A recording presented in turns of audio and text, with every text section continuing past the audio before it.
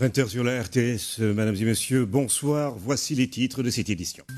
La presse sénégalaise au Palais de la République, le chef de l'État a reçu, selon dit, la délégation des chefs d'entreprise de presse. Il se félicite du soutien du président Macky Sall qui a permis d'effacer des impôts et taxes dus et sa décision de réduire le coût de la diffusion sur la TNT.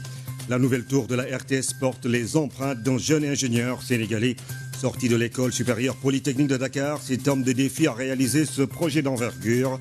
Employé de la CSE, Lamine Thiam, as du bâtiment originaire du Niambour, a répondu aux attentes par justement ces équipes qui ont mis les bouchées doubles pour ce chantier. En portrait dans ce journal, nous ferons découvrir également les équipements du studio de 1000 mètres carrés.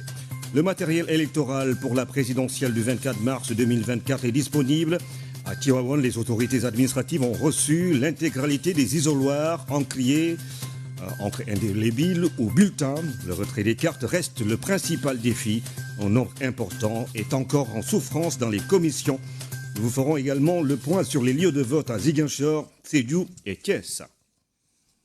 Bienvenue à tous. Les chefs d'entreprise de presse ont été reçus ce lundi par le président Macky Sall. Il faut dire qu'au menu des échanges, il y avait le soutien de l'État pour l'effacement des impôts et taxes dus par les organes de presse jusqu'en décembre dernier. Il a été également question de la réduction du coût de la diffusion sur la TNT. Voici à ce propos Mamadou Ibra Kane qui a conduit la délégation.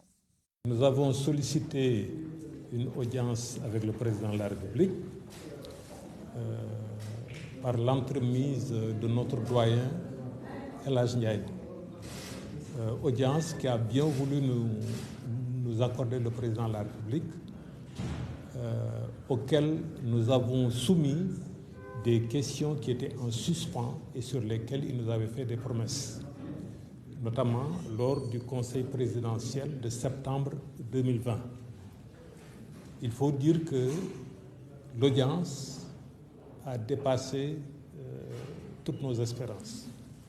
Nous avons eu le soutien du président de la République pour l'effacement de toutes les taxes et impôts dus par les entreprises de presse jusqu'en décembre 2023. De la même manière, le président de la République a bien voulu écouter notre doléance sur la réduction du coût du montant de la diffusion sur la TNT.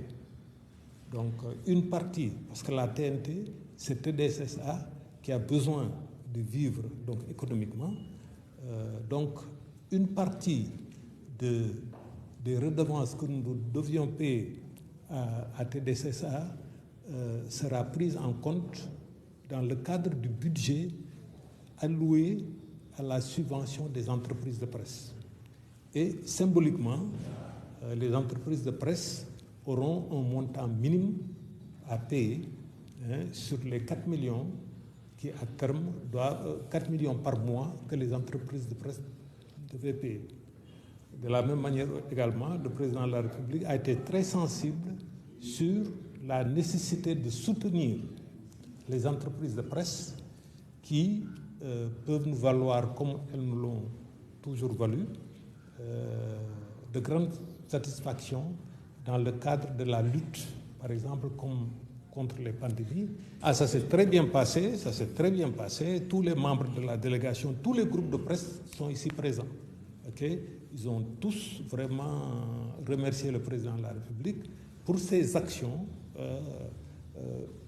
vis-à-vis de la presse. Le président de la République nous a prêté une oreille et vraiment, il a satisfait toutes nos doléances. Faisons à présent le point sur l'acheminement du matériel électoral en vue de la présidentielle du 24 mars 2024. À tout au moins d'une semaine, tout est déjà disponible et conditionné par les commissions électorales départementales autonomes de Thiès et Tivaouane. Pour ce qui est du retrait des cartes d'électeurs, il se fait timidement. Quelques milliers de cartes sont encore en souffrance dans les préfectures et sous-préfectures. Le point avec Fatima Tabanelba.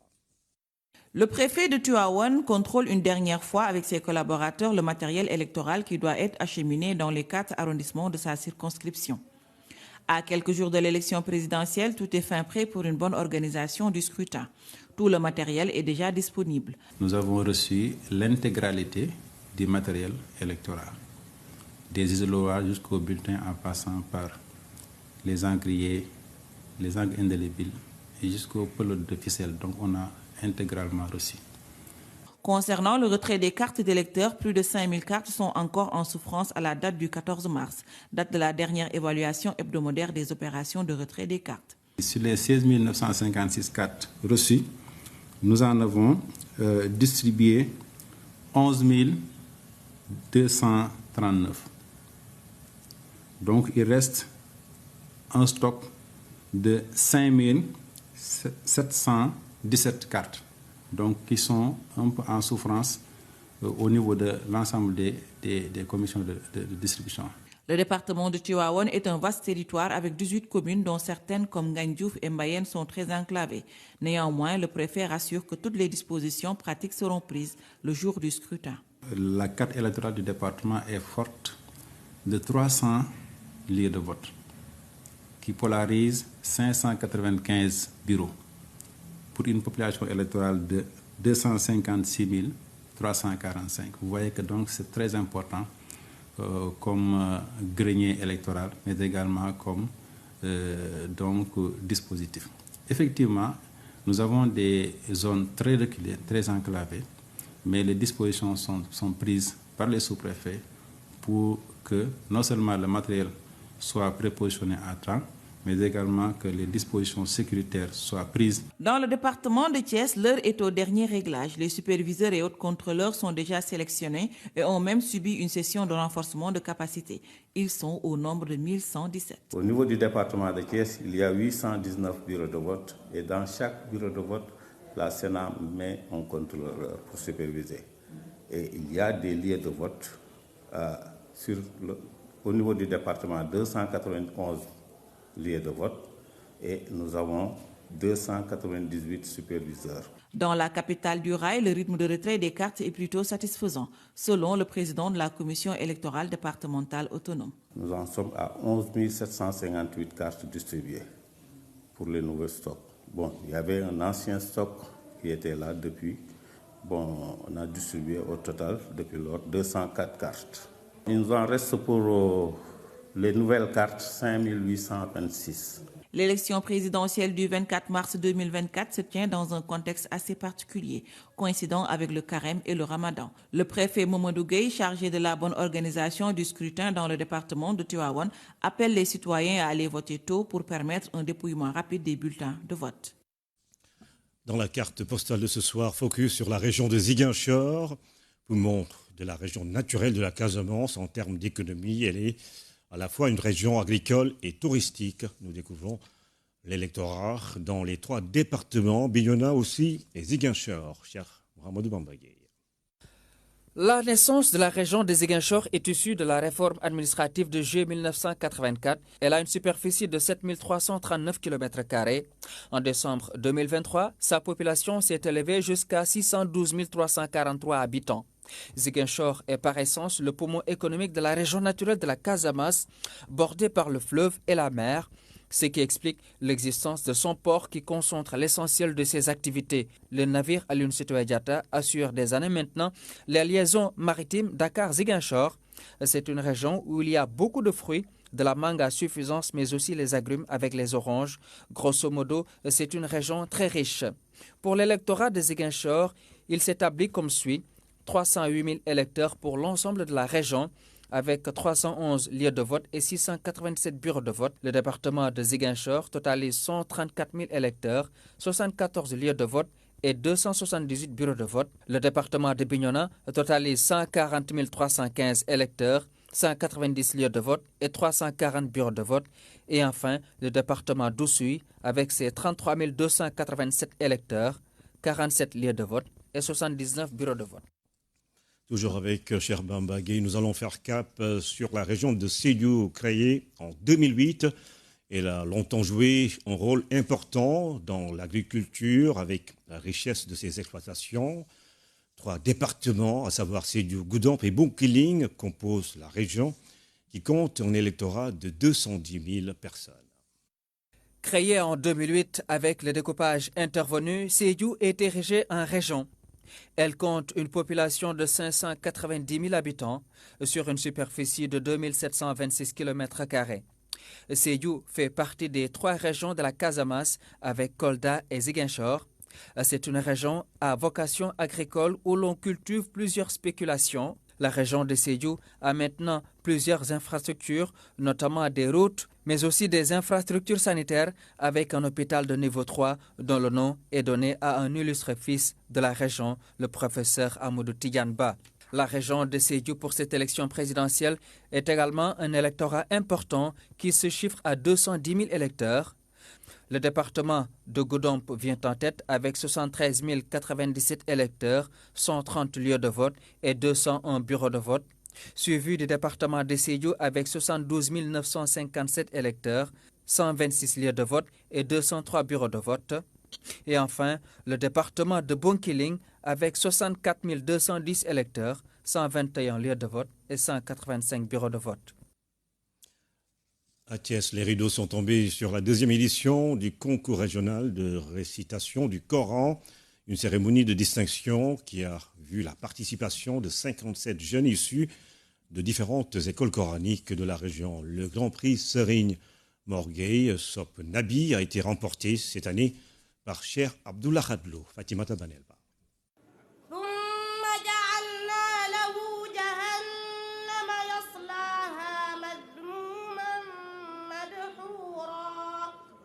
Il s'appelle Cheikh Abdoulahad Lo. Il est le lauréat de la 2e édition du Grand Prix El Hadj Mor Gueye Sop Nabi, un concours régional de récitation du Saint-Coran. Ils étaient 57 jeunes enfants à concourir. 20 ont été sélectionnés, parmi lesquels sont sortis les 5 meilleurs.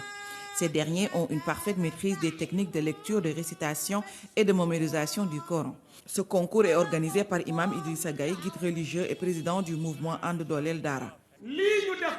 Concours régional. Ce concours régional est une initiative de Serigne Mor Gueye Sop Nabi qui m'a sollicité pour l'organiser en tant que Serigne Dara. En 2023, il avait dégagé une enveloppe de 10 millions. En 2024, 15 millions. Et il vient de me remettre 20 millions pour 2025. C'est vous dire que c'est un homme généreux qui ne pense qu'au rayonnement de l'islam.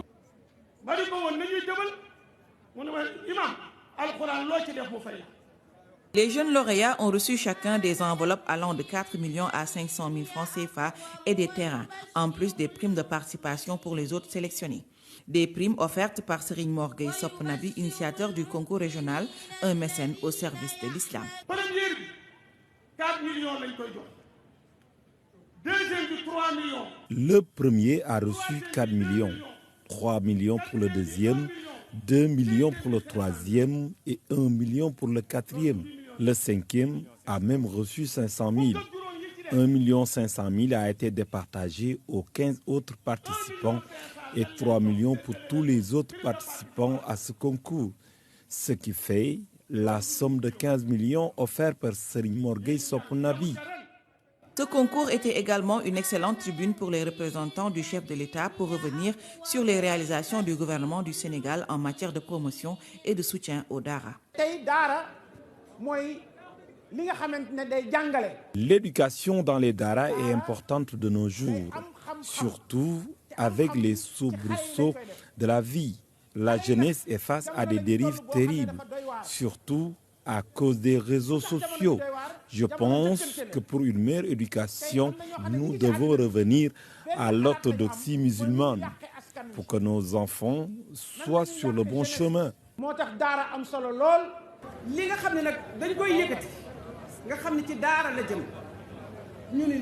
Mon vœu le plus cher est d'encourager davantage d'éducation coranique et que ce secteur soit davantage intégré dans le milieu professionnel.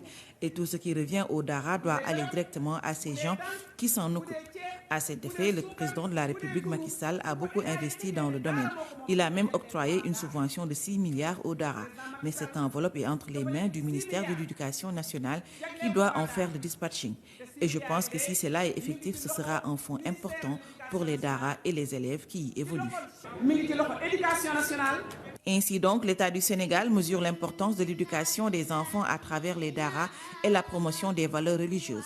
Serigne Khadim Lo Gaïdel et Serigne Sidi Ahmed Sy Dabakh, ainsi que d'autres dignitaires issus des différents foyers religieux, ont rehaussé de leur présence cette grande cérémonie islamique. Ils ont tous prié pour un Sénégal de paix et de concorde, mais aussi pour un retour aux valeurs intrinsèques de la religion musulmane. Et puis pendant ce mois de Ramadan, les jus locaux sont très prisés, bouillie, bissap ou gingembre. En plus d'étancher la soif, ils ont des vertus thérapeutiques à consommer avec modération. Fatou Sarro. Durant le Ramadan, les jus de gingembre et de bissap sont traditionnellement les plus populaires. D'une part, pour leur disponibilité et d'autre part, pour leurs bienfaits. Le gingembre nous aide à mieux digérer. Et c'est ça qui permet à l'organisme de pouvoir faire une bonne assimilation, mais surtout d'éviter les inconforts liés à la consommation de certains aliments. L'effet anti-inflammatoire aujourd'hui du gingembre est prouvé, certifié dans beaucoup d'études, et c'est ça qui fait que son utilisation comme un produit en thérapie est vraiment très recommandée aujourd'hui. La propriété anticoagulante du gingembre est vraiment aussi une propriété recherchée dans la consommation de ce produit-là. Et c'est aussi vraiment un produit qui permet non seulement de détoxifier l'organisme, surtout quand on l'associe au citron. Donc citron et gingembre, c'est vraiment une association formidable. Le gingembre, une épice par excellence, occupe une place de choix dans les produits utilisés pour les jus locaux. Sa préparation, jadis fastidieuse, a évolué ces 5 dernières années. Cette machine a remplacé bien des étapes. Avant, il fallait les acheter, les plonger des heures pour pouvoir les gratter. Ensuite, les broyer au pilon, c'était compliqué. Aujourd'hui, grâce à la machine, plus personne ne se fatigue autant. Ici au marché Tilène, Serigne est le mixologue en chef. Sa composition est courue par les dames. Ananas, citron et muscade sont mixés à la pulpe de gingembre. Un mélange tout frais, prêt à l'emploi. Le kilo de pulpe de gingembre peut produire 6 à 7 bouteilles de jus. On vend la pulpe à 1300 francs, 700 francs les 500 grammes et 400 francs les 250 grammes. Cela facilite la vente et augmente sa consommation. Cela arrange beaucoup les transformatrices. Cette machine a une capacité de plus de 300 kg par heure. 320 kg par heure. Transformatrices comme ménagères apprécient, faire du jus de gingembre devient rapide et facile. Désormais, tu viens voir Serigne qui a déjà bien rincé le gingembre. Tu passes ta commande et en quelques minutes, tu as une pulpe fraîche qu'il suffit juste d'infuser et de mettre au passoire. Le prix n'est pas très accessible pour moi, mais si tu peux, vraiment, c'est moins fatigant et plus pratique pour nous qui devons faire beaucoup de choses à la fois. Les feuilles d'hibiscus séchées sont aussi beaucoup appréciées après une journée de jeûne. Elles sont très accessibles et disponibles sur le marché. Nous vendons 3 types de bissap, Vinto, ordinaire et le bissap blanc. Nous vendons le pot à 1500 ou 1000 francs selon la variété. Bouilli ou infusé, sa préparation est simple. Pour le bissap, je mets juste de la menthe et du fleur d'oranger. Sa préparation est très facile. Le jus de bissap renferme par ailleurs plusieurs propriétés, notamment digestives et désaltérantes. Le bissap aussi est un produit formidable et quand on voit déjà la couleur rouge du bissap, ça montre déjà sa teneur en antioxydants. Et quand on parle d'antioxydants, on parle déjà d'élimination des radicaux libres. Il contient aussi de la vitamine C qui est vraiment aussi un autre puissant antioxydant.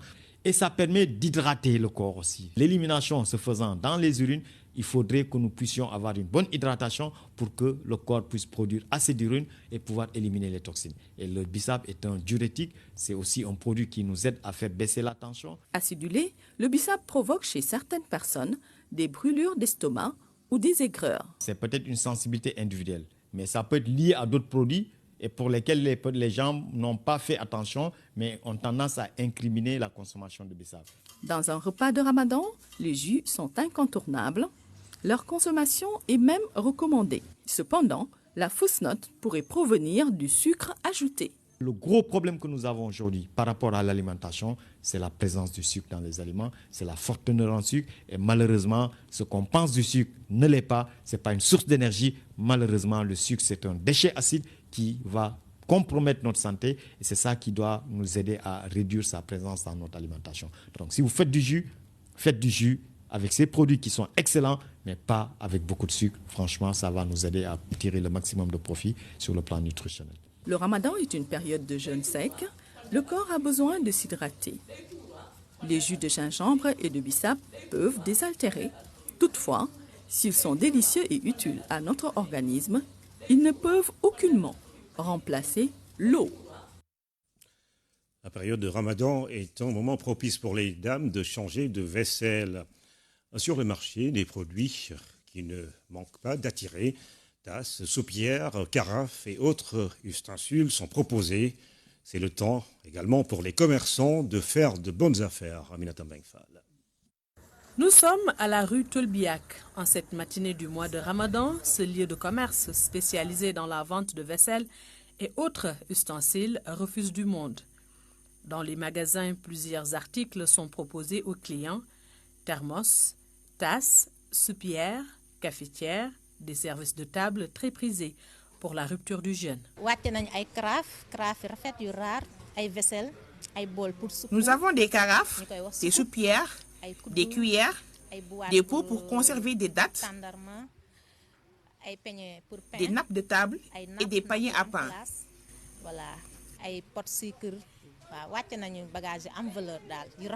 Ici, les étagères sont bien garnies. Les prix des articles varient selon la qualité. Le propriétaire de la boutique s'arrange à satisfaire toutes les bourses. Les prix sont en fonction de l'article choisi. Un article de 4 500 peut être cédé à 4 000. On ne sort pas d'ici les mains vides.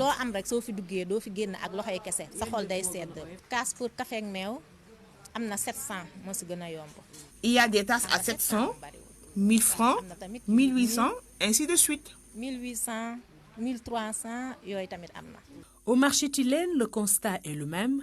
Chez Mort, la boutique ne désemplit pas. Des va-et-vient incessants sont notés toute la journée. Je suis venue voir les vaisselles. Il y a de belles choses. Et c'est pas cher en plus. J'ai acheté des tasses et des nappes de table. J'ai déjà acheté ça, ça reste ça. J'achète encore pour compléter. Est-ce que c'est cher? Non, non, pas tellement. Le Ramadan est une période où les affaires marchent bien, très bien même pour ces vendeurs de vaisselle.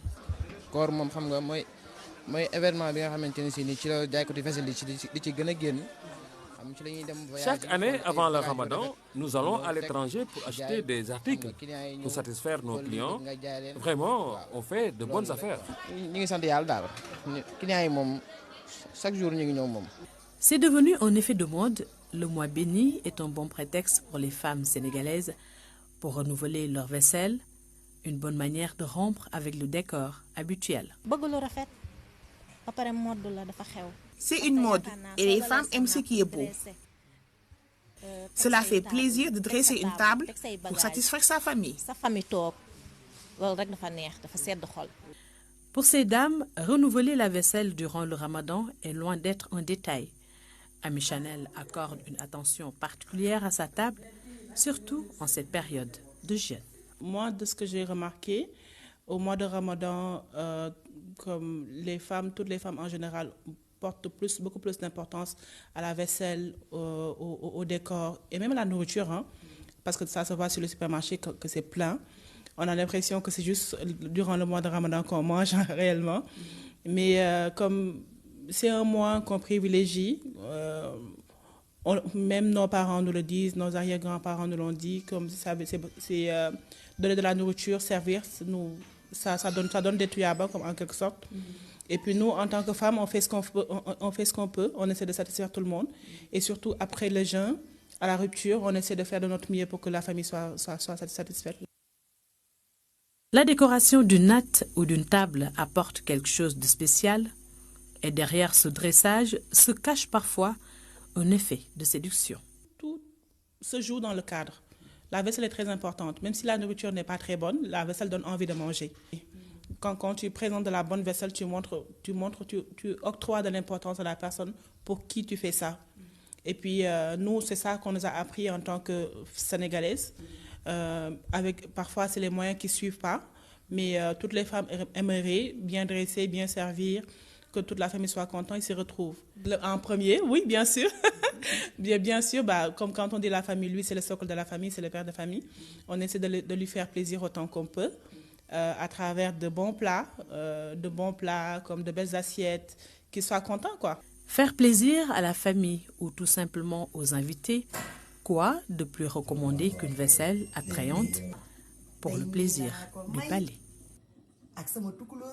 Un jour J, moins 2 de l'inauguration de la tour de la RTS, Lamine Thiam, chef de projet en charge de la réalisation de cette infrastructure, était l'invité du 13h.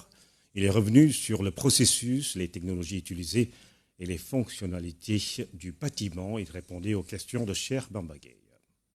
La tour R+10 est un IGH, comme vous le disiez tout à l'heure, donc un immeuble de grande hauteur sur 10 étages, donc avec des hauteurs sous plafond assez élevées, parce que les aspects efficience énergétique ont été pris en compte depuis le début, depuis le développement de ce projet, pour limiter vraiment les consommations énergétiques, avoir un bâtiment où il fait frais à l'intérieur. C'est un bâtiment assez solide aussi. Dans sa conception, dans sa construction, on a eu à développer des prouesses technologiques, notamment la post-tension, parce qu'il y avait des requêtes depuis les termes de référence de la RTS qui demandaient à ce qu'on ait des salles de grande hauteur assez dégagées, assez grands. Un studio de 1000 mètres carrés. Et pour parler technique, quelle est la technique que vous avez utilisée pour arriver à cette prouesse technique, comme vous l'avez dit? Oui, comme je le disais, il y a un studio de 1000 mètres carrés, donc 100 poteaux sur 10 mètres de hauteur.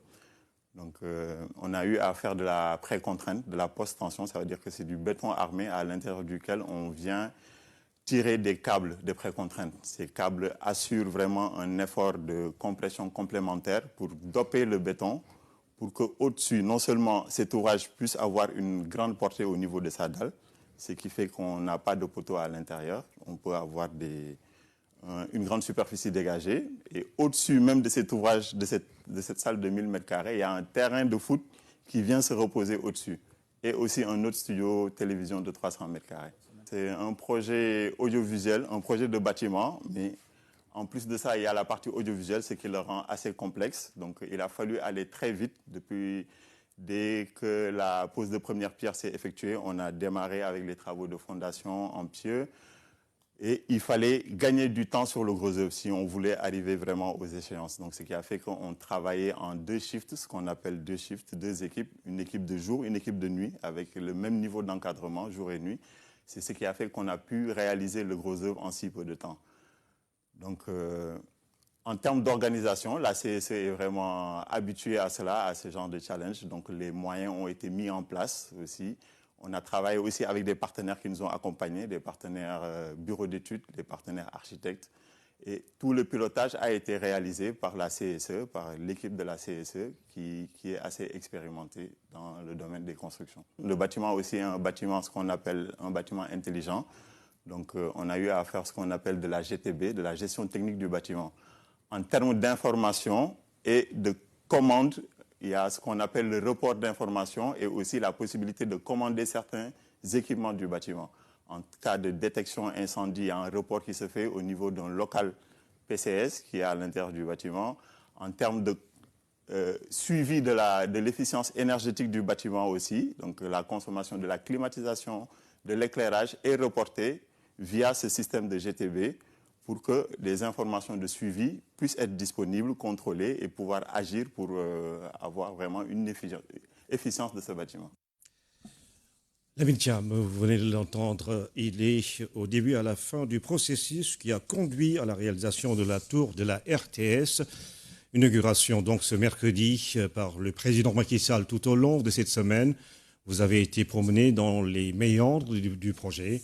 Ce soir, je vous propose l'endroit sans doute le plus emblématique de ce bâtiment futuriste, le studio de 1000 mètres carrés. Avec ses équipements et ses fonctionnalités, il répond à toutes les exigences de la production moderne. Ousmane Garifay. De 300 mètres carrés. En plus de cela, nous avons nos terrains de football suspendus. Vous savez, on a été un peu contraint par cet aspect d'espace. Il fallait construire un peu en hauteur. Bâtie sur 1000 mètres carrés, la méga structure reste une révolution tant du point de vue de son envergure que des équipements de dernière génération dont elle s'est dotée, offrant une panoplie de possibilités et d'opportunités pour répondre aux exigences de la production moderne. J'aimerais quand même m'arrêter sur la structure lumière.